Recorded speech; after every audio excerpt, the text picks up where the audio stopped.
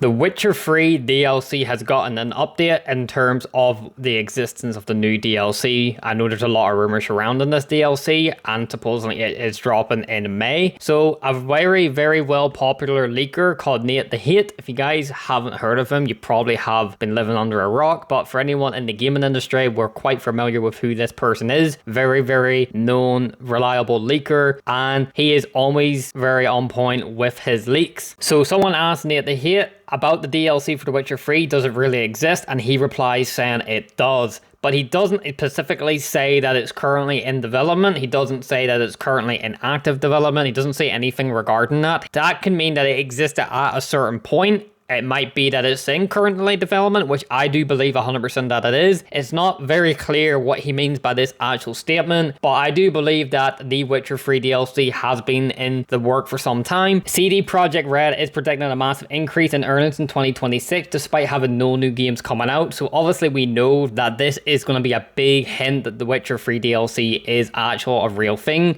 Everything we do talk about is obviously rumors and leaks. We take it with a pinch of salt. However, everything just adds up to The Witcher 3 actually becoming a real thing. We do know that The Witcher 3 DLC is going to be bridging the gap between The Witcher 3 and The Witcher 4, and the best way to get an earnings for 2026 is obviously capitalize on the hype for The Witcher 4. And what else better way to do this is by making a third DLC for The Witcher 3, one of the most beloved franchises of all time, one of the best games of all time, and then obviously that bridging the gap towards The Witcher 4. It's an easy marketing tactic, it's easy money. Plus the Switch 2 has only just been released, so they could use this to their advantage and release a next gen update for the Switch 2 for The Witcher 3 like it did with the Xbox Series X and S and the PS5. It would be an easy way to capitalize on making more money for The Witcher 3. Supposedly the DLC is rumored to be released on May. They apparently are having an earnings call or some sort of meeting in mid to late March. It'll be interesting to see if we get a reveal. I have a feeling they might shadow drop this because, I mean, if you look at Todd Howard shadow drop in Oblivion, we know how successful Oblivion really did make a lot of money for Todd Howard because of the shadow drop, and that was the one thing that made him go, oh, okay, we can actually shadow drop games because people are actually going to buy it. It was a phenomenal way to make money for Todd Howard. I know the game product didn't meet fans'